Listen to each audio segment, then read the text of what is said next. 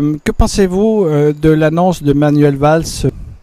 Écoutez, je crois que les annonces du Premier ministre sont des annonces qui sont remplies de pragmatisme et de réalisme. Je crois que le gouvernement, cette fois-ci, a pris conscience de la difficulté du logement et des échecs de la politique du logement, et donc a pris en considération qu'il fallait inverser la tendance. Donc revenir en partie sur l'encadrement des loyers, qui était une mesure excessive, proposer une fiscalité différente sur les terrains à bâtir, et puis quelques aménagements fiscaux sur les donations. Pour autant, il manque quand même une vraie politique d'aide au logement avec logement ancien qui pourrait participer à la mixité sociale. Vous demandez que soit mis en place une action ciblée sur le marché ancien. Vous allez faire prochainement des propositions au gouvernement. Est-ce que vous pouvez nous dévoiler quelques scoops aujourd'hui? Oui, bien sûr, c'est la nouvelle du jour. En fait, pour répondre à la demande de Martine Aubry à Lille et du maire de Grenoble sur l'encadrement des loyers, nous pensons qu'il faut plutôt s'appuyer sur les observatoires et bâtir une stratégie proposant du logement intermédiaire dans l'ancien, dans le tissu ancien des centres-villes, pour participer à la mixité sociale.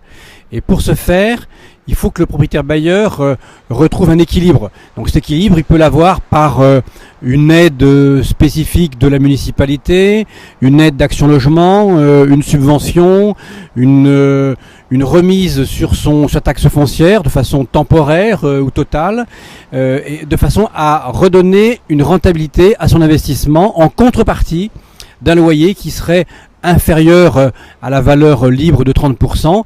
Donc ça correspondrait aux besoins des locataires et ça laisserait aux propriétaires une rentabilité qui redevienne intéressante grâce à ces aides ou ces mesures fiscales.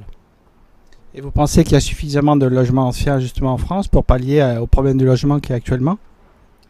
Alors, il y a des logements anciens, il n'y en a peut-être pas forcément suffisamment partout. On a effectivement un gros besoin, par exemple en région parisienne, mais sur les grandes métropoles, il y a aussi des logements anciens et des logements que les propriétaires ne louent pas, simplement par peur d'avoir un locataire qui se comporte mal. Et pour cela, il faut plutôt les rassurer et les aider. Jean-François Buet, j'aimerais qu'on parle du plafonnement des honoraires de location des professionnels immobiliers, notamment à Paris, puisque pour les locations, les honoraires de location à Paris, on est à 15 € le mètre carré, plafonné aujourd'hui. Et certains professionnels immobiliers parlent de licenciement rapidement d'ailleurs, hein, puisque une baisse de chiffre d'affaires à hauteur de 50% se profile. Est-ce que vous pouvez nous parler de ce plafonnement aujourd'hui?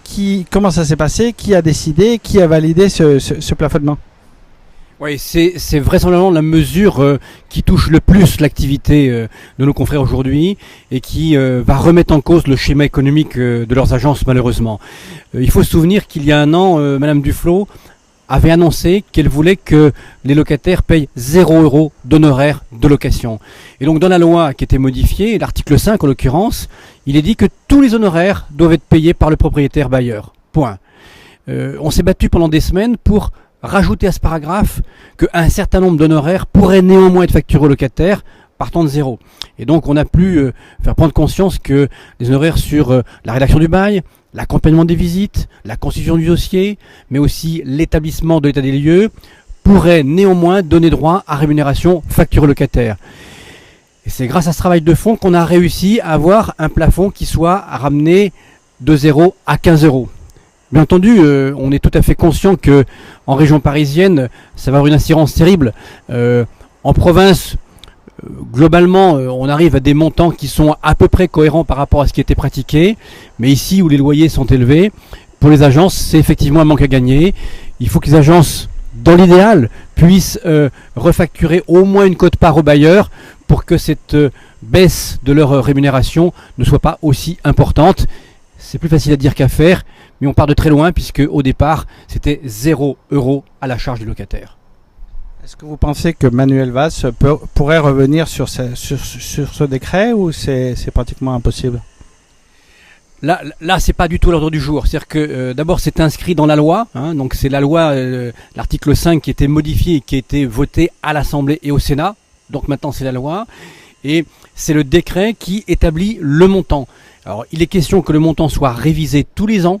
Et d'ailleurs, le CNTGI a participé au débat. On s'est battu pour faire rehausser les plafonds. Je rappelle qu'au départ, les honoraires, c'était 10, 12, c'était 0, puis 10, 12 euros, et on a obtenu 15. On ne peut pas s'en satisfaire, mais il faudra tous les ans remettre le travail dans nos discussions, de façon à, au fur et à mesure, faire entendre les vrais services que l'on propose aux locataires. Très bien, merci Jean-François.